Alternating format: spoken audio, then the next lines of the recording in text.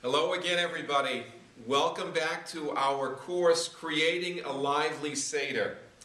So if you want a lively Seder, I mentioned in one of my prior videos, look at those Seder parodies. I came upon one this morning, actually a whole book of them that I just found online.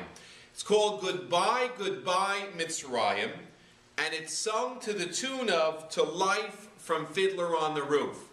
How about this for a Seder? Goodbye, goodbye, Mitzrayim, Mitzrayim, Mitzrayim, goodbye. We're sick of building the pyramids, losing our firstborn kids. So Mitzrayim, goodbye to us and our good fortune, to Moses and to Adonai. Say adios to the overseer, we're getting out of here. So Mitzrayim, goodbye.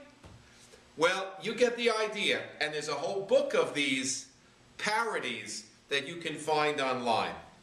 But now something you might want to share with people around the Seder table. Go back to the year 1776.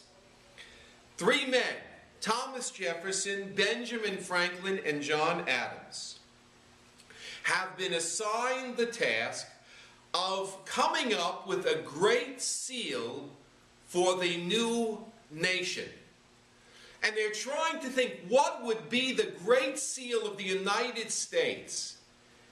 And what did they look back at as one of the most important occurrences in all of history, which in a sense fueled our own revolution back then?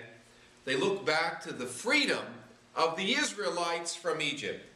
So let me read something that John Adams wrote to his dear Abigail. He writes, I was put on a committee to prepare a great seal. And Dr. Franklin proposes Moses lifting up his wand, I guess he meant staff, and dividing the Red Sea, and Pharaoh and the chariots overwhelmed with the waters. This motto, rebellion to tyrants is obedience to God. That's what Franklin proposed. And Thomas Jefferson proposed the children of Israel in the wilderness, a picture of that, led by a cloud by day and a pillar of fire by night. But Franklin and Jefferson come back to that moment of our freedom as being worthy of the great seal of the United States of America, the newly born nation. Now, my friends, let's go further into the Seder. I want to give you a source. Everybody knows we are supposed to, by tradition, drink 4 cups of wine.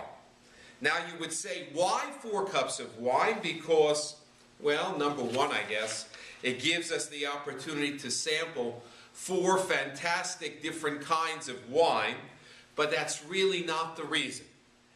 The reason goes back to something written in the book of Exodus, Shemot in Hebrew, chapter 6, where it tells about God bringing us out of Egypt.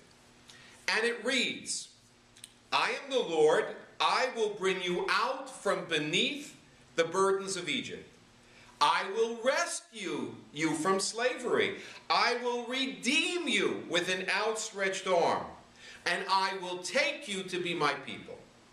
There are 4 verbs of redemption and freedom and rescue in those verses.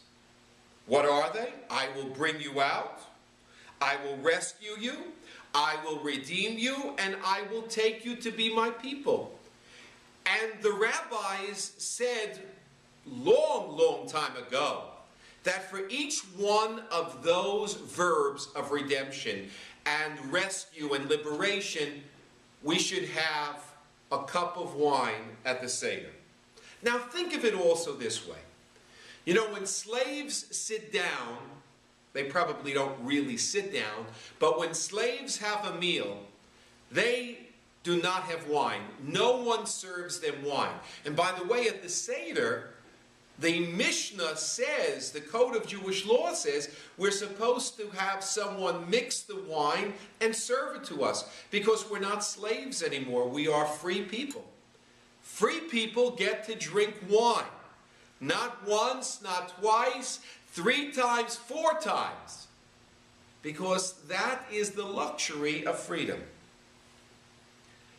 I want to share with you 1 or 2 other thoughts for this year. Next year, God willing, we'll continue on in the Haggadah so that when this is all done over the course of a few years, you will have a beautiful, hopefully beautiful, introduction to the Seder that will compile on one disc that you will have available in your home.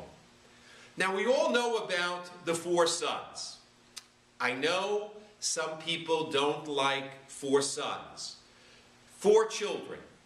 So there are the children, one who is wise, one who is wicked, and I don't like that terminology.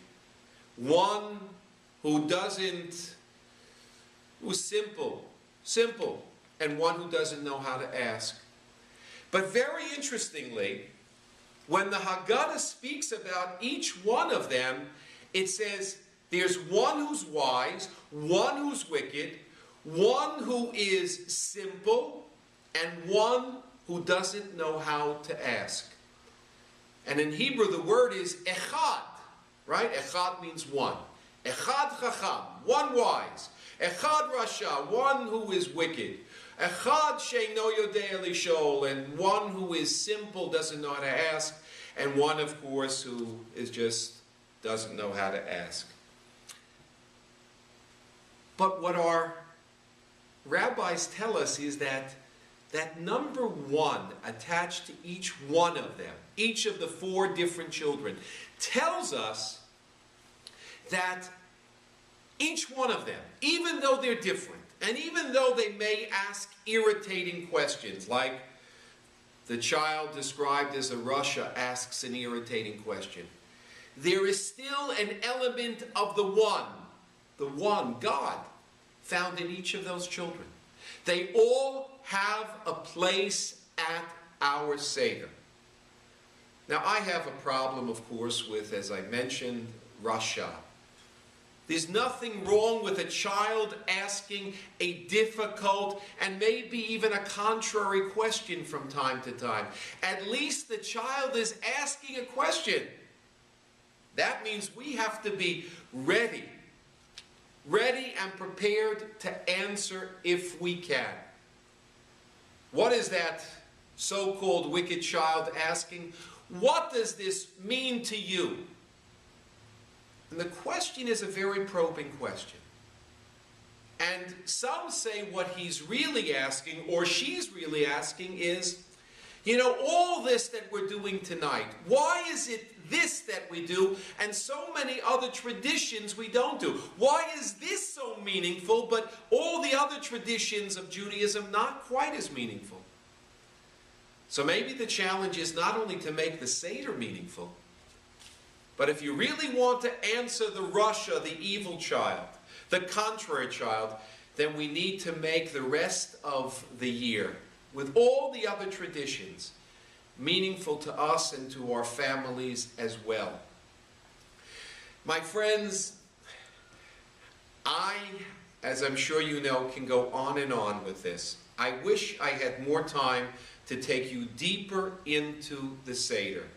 But please, go purchase. There's still time to purchase a wonderful Haggadah that will give you more explanation, more commentary, more to bring to the Seder.